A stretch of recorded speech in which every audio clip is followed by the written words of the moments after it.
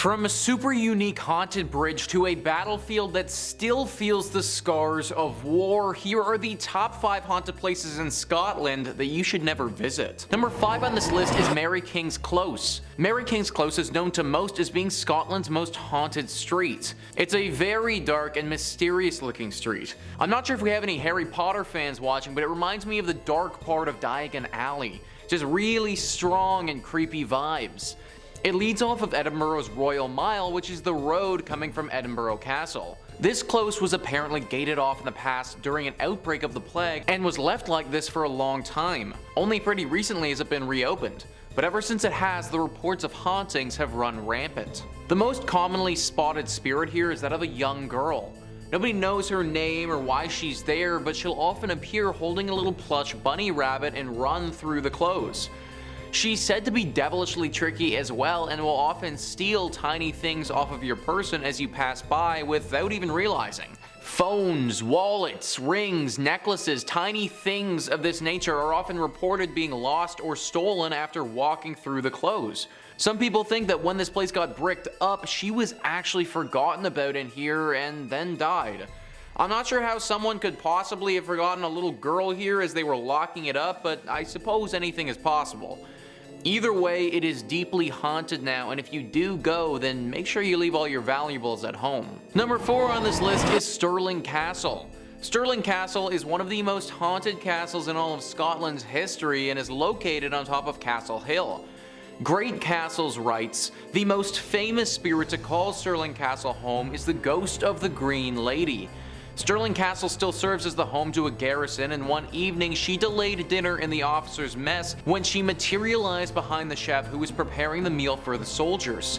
Feeling as though he was being watched, he turned around only to see her green, translucent form standing behind him, at which time he fainted. She simply vanished on this occasion, but her appearances are usually a harbinger of bad things to come. On several occasions, her visits have occurred shortly before fires or other mishaps at the castle. The ghost of a pink lady sometimes can be seen leaving the castle and walking to the neighboring church of the Holy Rood Ladies' Rock. This was an elevated location where the ladies of the court would go to watch knights participate in jousting tournaments. Some believe the Pink Lady is the ghost of the sole survivor of Edward I's siege of the castle in 1304. Having escaped the siege, she keeps returning to the castle to find her slain husband, though her spirit is seen leaving the castle, not entering. This article then goes on to talk about a ghost of a man with a kilt who lives around the dungeons of this castle and occasionally shows himself to the visitors. But clearly the spirits of this castle are pretty fond of bright colors.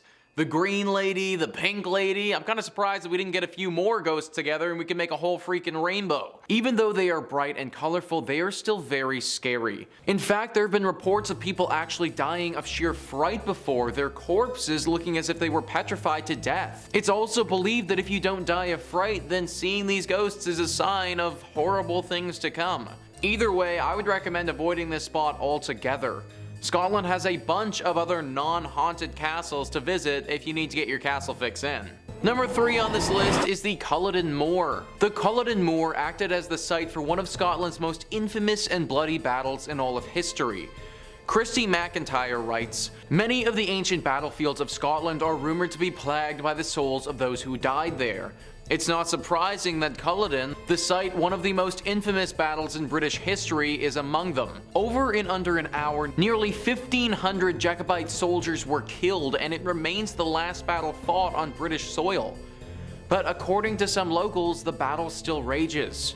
Gunfire, swords, and crying are set to echo across the empty moor, particularly on the anniversary of the battle. As well as sounds of combat, the figure of a lone Jacobite soldier reportedly roams the battlefield, wandering in his clan tartan, muttering 'defeated' over and over again as he goes. He's not the only ghostly visitor to this site. Close to the battlefield is the house that Bonnie Prince Charlie, leader of the Jacobite rebellion, slept in the night before the battle. Although now a hotel, it's said that the prince still lingers there wearing full Highland dress, waiting for the battle that will restore him to the throne. Birds are said to never sing or even fly over this area since they can sense the horrible spirits that are still around here. Whenever birds or animals in general want to avoid a certain area, usually it makes me pretty skeptical as well. Animals have a sixth sense about such things, and they can feel danger before it's even there. Also, if I'm to avoid any ghosts, then it's always going to be the ones that were slain in battle. These souls have been through hell and are obviously very dangerous. Our soldier could wander around saying defeated, or he could pull out his ghost sword and go to town on you. Not a risk that I am personally willing to take. Number 2 on this list is Overton Bridge. I'm sorry, but this bridge is clearly haunted. Is actually the title of an article written by Amanda Arnold on how freaking haunted this bridge actually is. The bridge is located in the small Scottish town of Dumbarton. Most bridges that we talk about on this channel are haunted by the ghosts of those who have passed away here, or some lady in white that longs for her lover here, or something like that. Not this one though. This bridge actually isn't dangerous at all to humans. It is, however, super dangerous to our best friends. Dogs. Apparently this one little bridge in basically the middle of nowhere has been the host to over 50 dogs taking their own life. Yeah, you heard that properly, a dog taking their own life. In the past 60 years, anywhere from 300 to 600 dogs have thrown themselves over the bridge for no apparent reason, and over 50 of them have died from the fall. Think about that statistic for a second. Like, that's actually kind of crazy. Outsiders believe that there has to be some kind of smell or some property around here that attracts the dogs to the water, but locals believe it's something paranormal. Apparently, even though these spirits are not dangerous to humans, we can still sense them, and people around here have sensed these beings before. It also doesn't seem like a smell that bothers these dogs because they go into a deep trance right before they leap off. At first, she froze, McKinnon told the Times, but then she became possessed by a strange energy and ran and jumped right off the parapet. That was a statement from a dog owner who watched as their dog jumped off the bridge. Locals think that the ghost who is causing these doggy disturbances are from the Lady of Overton. She died here many years ago mourning her husband. I suppose this could be the case, but why is she taking out her grief on dogs? Like, come on lady, let's leave the pups out of this. Anyways, this is definitely a haunted spot, and if you do happen to be walking your dog here, then keep it on a leash. Number 1 on this list is Cawdor Castle. Cawdor Castle is definitely one of the most haunted castles in Europe. It is quite a name for itself because it has a strong connection to one of the most successful stories ever written, Macbeth. This also adds to the lore of this castle's haunting because Macbeth, or the Scottish play, has its own history of haunting surrounding it.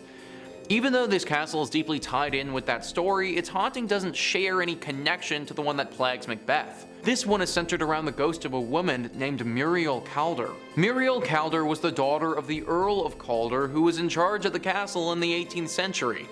Her ghost is seen at this castle all the time, with most of the sightings taking place in the tallest tower here. There are 2 stories of origin for how she managed to come about, and no one is 100% sure which is the correct one. The first story talks about how she fell in love with someone from a rival clan. A real Romeo and Juliet story where she was deeply in love with someone that she wasn't allowed to see. She would sneak out to see this boy, but eventually her father caught her and punished her for her actions. After learning of her treachery, his rage knew no bounds and he beat his daughter.